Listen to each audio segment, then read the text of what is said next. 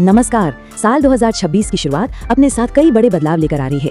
ये ऐसे बदलाव हैं जो करोड़ों भारतीयों की रोजमर्रा की जिंदगी पर सीधा असर डालेंगे, फिर चाहे वो सैलरी हो, बैंकिंग हो, खेती किसानी हो या फिर हमारी डिजिटल दुनिया।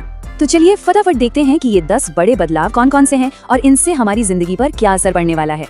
इस पूरी पड़ताल को हमने 5 हिस्सों में बांटा है। पहले हम जानेंगे कि 2026 इतना अहम क्यों है, फिर पैसे रुपये से जुड़े नए नियम, किसानों के लिए क्या नया आदेश है, हमारी डिजिटल दुनिया में क्या अपडेट हो रहा है और आखिर में बात करेंगे डिजिटल होती सरकारी सेवाओं की। तो आखिर 2026 इतना खास क्यों है? देखिए, ये सिर्फ कैलेंडर बदलने की बात नहीं है। ये वो साल है जब कई बड़े नियम एक साथ लागू हो रहे हैं, जो हमारे पैसे संभालने के तरीके से लेकर सरकारी कामकाज तक सब कुछ बदलने वाले हैं। तो सबसे पहले बात करते हैं उस चीज की जो हम सबको सबसे ज्यादा असर करती है, पैसा। देखते हैं कि हमारी आय, बचत और खर्चों से जुड़े कौन से नए नियम आ रहे हैं। सबसे बड़ी खबर आ रही है 1 करोड़ से भी ज्यादा सरकारी कर्मचारियों और पेंशनर्स के लिए। सबकी नजरें टिकी हैं 8वें वेतन आयोग पर, जिसके 1 जनवरी 2026 से लागू होने की पूरी उम्मीद है। और अगर ऐसा होता है तो सैलरी में एक जबरदस्त उछाल देखने को मिल सकता है। अब इस बदलाव की सबसे दिलचस्प बात क्या है? वो है फिटमेंट फैक्टर। ये एक तरह का मल्टीप्लायर है जिससे बेसिक सैलरी तय होती है। और खबरें ये हैं कि इसके लागू होने के बाद न्यूनतम बेसिक सैलरी जो अभी 18,000 रुपए है, वो बढ़कर सीधे 41,000 रुपए तक हो सकती है। जी हाँ, ये एक बहुत बड़ा जंप है। अच्छा, तो इसका मतलब जेब में कितना पैसा आएगा? एक्सपर्ट्स का मानना है कि जब महंगाई भत्ता जो करीब 70% तक पहुंचने की उम्मीद है वो बेसिक सैलरी में जुड़ जाएगा, तो हाथ में आने वाली सैलरी यानी टेक होम सैलरी में 25 से 30% तक की बढ़ोतरी हो सकती है। अब आते हैं एक बहुत ही जरूरी डेडलाइन पर। अपने पैन कार्ड को आधार से लिंक करने की आखिरी तारीख है 31 दिसंबर 2025। इस तारीख को याद रखिए, क्योंकि अगर ये काम नहीं हुआ तो 1 जनवरी 2026 से पैन कार्ड काम करना बंद कर देगा, यानी इनऑपरेटिव हो जाएगा। और अगर पैन निष्क्रिय हो गया तो इसका मतलब क्या है? देखिए, ये सिर्फ एक कार्ड का बंद होना नहीं है। परेशानियां बहुत सारी हैं। आप टैक्स फाइल नहीं कर पाएंगे, बैंक अकाउंट चलाने में दिक्कतें आ सकती हैं, टैक्स रिफंड अटक जाएगा और कई सरकारी योजनाओं का फायदा भी नहीं मिलेगा। और हाँ, देर से लिंक करने पर 1,000 रुपए का जुर्माना तो है ही। बैंकिंग की दुनिया से भी एक बड़ा अपडेट है। आरबीआई के नए ड्राफ्ट नियमों के मुताबिक अप्रैल 2026 से क्रेडिट स्कोर हर 15 दिन के बजाय हर 7 दिन में अपडेट किया जाएगा। इसका सीधा फायदा उन लोगों को होगा जो समय पर अपनी ईएमआई चुकाते हैं, क्योंकि उनका अच्छा क्रेडिट स्कोर जल्दी रिफ्लेक्ट होगा और नया लोन या क्रेडिट कार्ड लेना आसान हो जाएगा। चलिए अब एक राहत की खबर की बात करते हैं। ये खबर जुड़ी है किचन के बजट से। 1 जनवरी 2026 को एलपीजी सिलेंडर की कीमतों में कमी आ सकती है।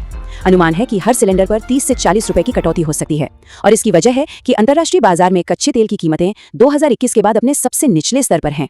पैसे की बात हो गई, अब रुक करते हैं हमारे देश के किसानों की तरफ, क्योंकि कृषि क्षेत्र में भी एक बड़ा डिजिटल बदलाव होने जा रहा है। ये उन सभी किसानों के लिए जरूरी होगा जो सरकारी योजनाओं का लाभ उठाते हैं। तो ये नया आदेश है क्या? ये है फार्मर आईडी को लेकर। ये दरअसल हर किसान के लिए एक यूनिक डिजिटल पहचान है।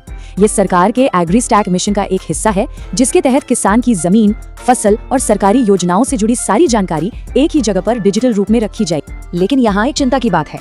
आंकड़े देखिए, सरकार का टारगेट था मार्च 2025 तक 6 करोड़ फार्मर आईडी बनाने का, लेकिन जनवरी 2025 तक सिर्फ 1 करोड़ ही बन पाई।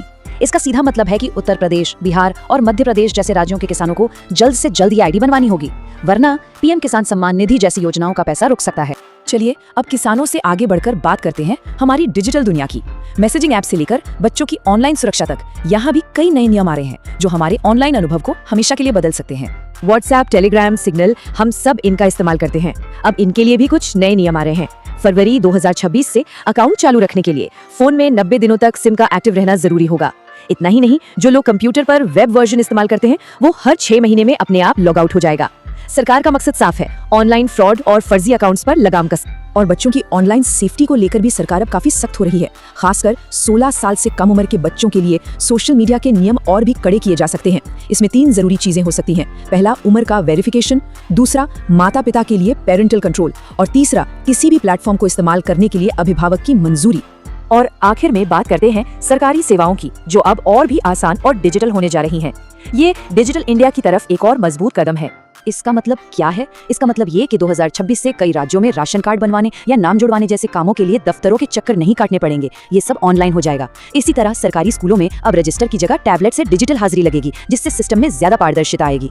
तो इन सभी नियमों को अगर हम एक साथ देखें, सैलरी में बढ़ोतरी से लेकर पैन आधार लिंकिंग और फार्मर आईडी तक, इन सब में एक बात कॉमन है। ये सभी एक पारदर्शी, सुविधाजनक और पूरी तरह से डिजिटल भारत बनाने की दिशा में एक बड़ा और निर्णायक कदम है। तो ये सारे बदलाव एक नए दौर की तरफ इशारा कर रहे हैं जो ज्यादा डिजिटल और कनेक्टेड होगा।